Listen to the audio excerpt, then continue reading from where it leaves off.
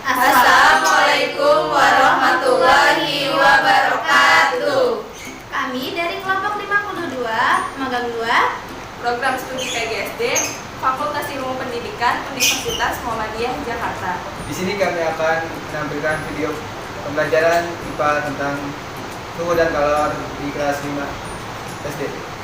Video ini kami buat untuk memenuhi tugas mata kuliah magang 2 yang dibimbing oleh Ibu Pratiwi Kartikasari MPD.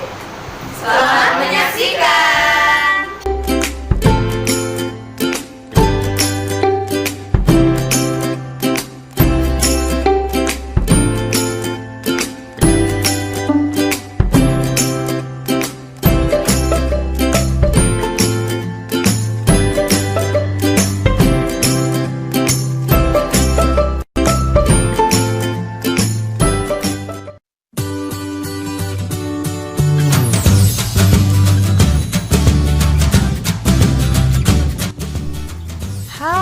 Selamat pagi, apa kabar anak-anak kelas 5? Semoga kalian sehat selalu dan tetap semangat. Wah, baiklah anak-anak, mari kita ingat kembali apa itu ekosistem. Benar sekali, ekosistem adalah sekumpulan benda hidup dan benda tak hidup di suatu lingkungan yang saling berinteraksi. Pada pertemuan sebelumnya, kita sudah membahas tentang ekosistem. Baiklah, hari ini Ibu akan membahas tentang suhu dan kalor.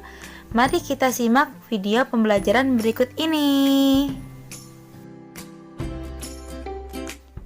Anak-anak, suhu adalah kondisi panas atau dingin suatu benda. Kalau alat pengukur suhu itu dinamakan termometer. Benda yang terasa panas memiliki suhu yang lebih tinggi. Anak-anak, pernahkah kalian melihat mamah memasak air? Salah satu contoh benda yang bersuhu panas, contohnya air mendidih. Nah, benda yang terasa dingin memiliki suhu yang lebih rendah. Di sini ada air es. Benda yang bersuhu dingin, salah satu contohnya air es. Apakah udara di sana terasa dingin atau panas? Ya, betul, terasa dingin di pegunungan. Kalian hebat. Nah, bagaimana dengan suhu di daerah pantai anak-anak? Apakah dingin atau panas? Ya, betul, kalian hebat. Di pantai suhunya panas. Jadi anak-anak, berarti suhu di pantai lebih panas daripada di pegunungan atau sebaliknya, suhu di pegunungan lebih dingin daripada suhu di pantai. Benda berikut ini yang bersuhu panas adalah apakah es krim atau susu coklat panas? Coba kalian sebutkan. Sekarang tugas kalian mencari benda bersuhu dingin dan benda yang bersuhu panas lainnya. Kalian tulis ya di buku tulis. Perpindahan kalor. Kalor dapat berpindah dari benda yang bersuhu tinggi ke benda yang bersuhu rendah. Perpindahan kalor dapat terjadi melalui 3 cara, yaitu konduksi, konveksi, dan radiasi. Sebelumnya kita telah mempelajari tentang pengertian kalor di video ini. Kita akan mempelajari tentang bagaimana cara perpindahan kalor, disertai contoh perpindahan kalor. Perpindahan kalor secara konduksi. Konduksi adalah perpindahan kalor dalam suatu zat padat yang tidak diikuti dengan perpindahan partikelnya. Peristiwa konduksi dapat terjadi pada batang besi yang dipanaskan di antara bara api. Saat salah satu ujung besi dipanaskan, maka panas tersebut akan merambat ke ujung lainnya. Namun saat terjadi perpindahan panas tersebut, partikel dari batang besi tidak ikut mengalami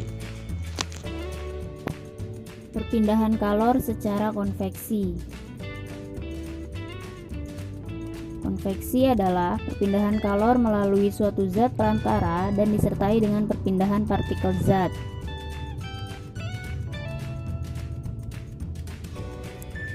Peristiwa konveksi dapat terjadi pada zat cair atau zat gas.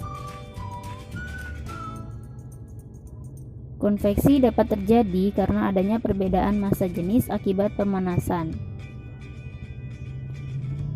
Contoh peristiwa konveksi adalah terjadinya angin darat pada malam hari dan angin laut pada siang hari, gerakan balon udara yang naik dan turun, serta air yang dipanaskan.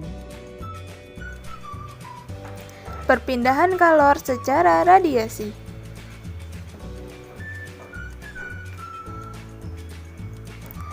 Radiasi adalah perpindahan panas tanpa melalui perantara atau medium.